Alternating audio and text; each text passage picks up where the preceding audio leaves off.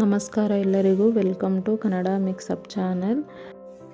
ನಮ್ಮ ಹಿಂದೂ ಧರ್ಮದಲ್ಲಿ ಅತ್ಯಂತ ಪವಿತ್ರವಾದ ಮಾಸಗಳಲ್ಲಿ ಶ್ರಾವಣ ಮಾಸವೂ ಒಂದು. ಈ ಮಾಸದಲ್ಲಿ ವಿಶೇಷವಾಗಿ ಶಿವನ ಆರಾಧನೆ, ಲಕ್ಷ್ಮೀ ದೇವಿಯ ಪೂಜೆ, ವ್ರತಗಳು ಮತ್ತು ವಿಷ್ಣು ಹಾಗೂ ವೆಂಕಟೇಶ್ವರ ಸ್ವಾಮಿಯ ಆರಾಧನೆ ಮತ್ತು ಹಬ್ಬಗಳಿಗೆ ಈ ಮಾಸದಲ್ಲಿ ವಿಶೇಷ ಮಹತ್ವವಿದೆ. ಹಾಗಾದರೆ 2026ರ ಶ್ರಾವಣ ಮಾಸದಲ್ಲಿ ಪ್ರಮುಖವಾಗಿ ಮೊದಲನೇ ಹಬ್ಬ ಯಾವುದೆಂದರೆ ಅದುವೇ ನಾಗರ ಪಂಚಮಿ. ನಾಗರ ಪಂಚಮಿಯು ಶ್ರಾವಣ ಮಾಸದ ಶುಕ್ಲ ಪಕ್ಷದ ಪಂಚಮಿಯಂದು ಆಚರಿಸಲಾಗುತ್ತದೆ. ಈ ದಿನ ನಾಗದೇವರನ್ನು ಭಕ್ತಿಯಿಂದ ಪೂಜಿಸಿ ಕುಟುಂಬದ ಸುಖ, ಶಾಂತಿ ಮತ್ತು ಸಮೃದ್ಧಿಗಾಗಿ ಮಾಡುವ ಹಬ್ಬವೇ ನಾಗರ ಪಂಚಮಿ. ಹಾಗಾದರೆ ನಾಗರ ಪಂಚಮಿಯ ತಿಥಿ, ಆರಂಭ ಹಾಗೂ ಮುಕ್ತಾಯ ಯಾವಾಗ ಅಂದರೆ ನಾಗರ ಪಂಚಮಿ 2026 ಆಗಸ್ಟ್ 17 ಸೋಮವಾರದಂದು ಆಚರಿಸಲಾಗುತ್ತದೆ. ಇನ್ನು ಪಂಚಮಿ ತಿಥಿ ಆರಂಭ ಆಗೋದು ಆಗಸ್ಟ್ 16 ಸಂಜೆ 4:52 ಅಂದರೆ ಭಾನುವಾರ ಶುರುವಾಗುತ್ತೆ. ಪಂಚಮಿ ತಿಥಿ ಮುಕ್ತಾಯ ಆಗೋದು ಆಗಸ್ಟ್ 17 ಸಂಜೆ 5ಕ್ಕೆ ಮುಕ್ತಾಯ ಆಗುತ್ತೆ.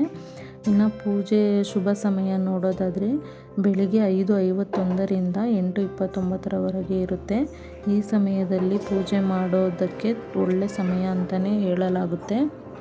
ಹಾಗಿದ್ರೆ ಈ ಹಬ್ಬನ ಹೇಗೆ ಮಾಡೋದು ಅನ್ನೋದಾದರೆ ಮನೆಯಲ್ಲಿ ನಾಗಪ್ಪನ ವಿಗ್ರಹವನ್ನು ಇಟ್ಟು ಮಾಡಬಹುದು. ನಾಗಪ್ಪನ ವಿಗ್ರಹ ಇಲ್ಲ ಅನ್ನೋದಾದರೆ ಸುಬ್ರಹ್ಮಣ್ಯ ಸ್ವಾಮಿ ಫೋಟೋ ಇದ್ರೂ ಪೂಜೆ ಮಾಡ್ಬೋದು.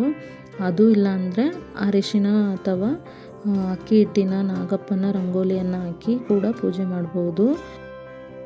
ಇನ್ನು ವಿಗ್ರಹವನ್ನು ಇಟ್ಟು ಪೂಜೆ ಮಾಡ್ತೀನಿ ಅನ್ನೋರು ವಿಗ್ರಹಕ್ಕೆ ಹಾಲನ್ನೆರೆದು ಧೂಪ ದೀಪ ನೈವೇದ್ಯಗಳನ್ನು ಅರ್ಪಿಸಿ ಪೂಜೆ ಸಲ್ಲಿಸಬಹುದು ಮತ್ತು ಶ್ರೀ ಸುಬ್ರಹ್ಮಣ್ಯ ಸ್ವಾಮಿಯ ಅಷ್ಟೋತ್ತರವನ್ನು ಪಠಿಸಬಹುದು. ಇನ್ನು ನಾಗರ ಕಲ್ಲಿಗೆ ಪೂಜೆ ಮಾಡೋದಾದರೆ ಒಂದು ಚೊಂಬಿನಲ್ಲಿ ನೀರು ಹಾಗೂ ಹಾಲು, ಪೂಜೆ ಸಾಮಗ್ರಿ ಮತ್ತು ನೈವೇದ್ಯಗಳನ್ನು ತೆಗೆದುಕೊಂಡು ಹೋಗಬೇಕು.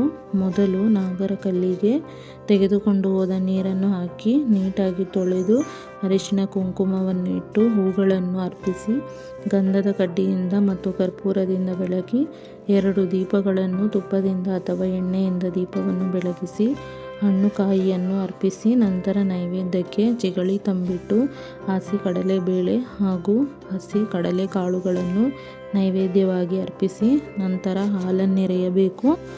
ಹಾಲನ್ನೆರೆಯುವಾಗ ಕೊಬ್ಬರಿ ಬಟ್ಟಲು ಅಥವಾ ಬೆಳ್ಳಿ, ಪಂಚಲೋಹ ಅಥವಾ ಹಿತ್ತಾಳೆಯ ಬಟ್ಟಲು ಸಹಾಯದಿಂದ ಹಾಲನ್ನೆರೆಯಬೇಕು. ಹೀಗೆ ಶ್ರದ್ಧೆ ಭಕ್ತಿಯಿಂದ ಪೂಜೆ ಸಲ್ಲಿಸಬೇಕು. ಕೊನೆಯದಾಗಿ ಒಂದು ವಿಷಯನ ನೆನಪಿಟ್ಕೊಳ್ಳಿ. ಇವತ್ತಿನ ದಿನ ಸುಬ್ರಹ್ಮಣ್ಯ ಸ್ವಾಮಿಯ ದರ್ಶನ ಅಥವಾ ನಾಗರಕಲ್ಲಿಗೆ ಪೂಜೆ ಅಥವಾ ಹುತ್ತಕ್ಕೆ ಪೂಜೆ ಇದರಲ್ಲಿ ಯಾವುದಾದರೂ ಒಂದನ್ನು ಮಾಡಿ. ಇನ್ನೊಂದು ವಿಷಯ ಸ್ನೇಹಿತರೆ, ಈ ನಾಗರ ಪಂಚಮಿನ ಆಚರಿಸೋರು ಉಪವಾಸ ಇದ್ದು ಈ ಪೂಜೆನ ಮಾಡಬೇಕಾಗುತ್ತೆ. ಪೂಜೆ ಮಾಡಿದ ನಂತರ ಉಪವಾಸನ ಬಿಡ್ಬೋದು. ಮತ್ತು ದೇವಸ್ಥಾನಕ್ಕೆ ಹೋಗಿದ್ದು ಬಂದ ಮೇಲೇ ಮನೇಲಿ ಅಡುಗೆ ಮಾಡಬೇಕಾಗುತ್ತೆ. ಅದಕ್ಕೆ ಮುಂಚೆ ಯಾವುದೇ ರೀತಿ ಅಡುಗೆಗಳನ್ನ ಮಾಡಬಾರ್ದು, ಒಲೆ ಹಚ್ಚಬಾರ್ದು ಅಂತ ನಮ್ಮ ಹಿರಿಯರು ಹೇಳ್ತಾರೆ.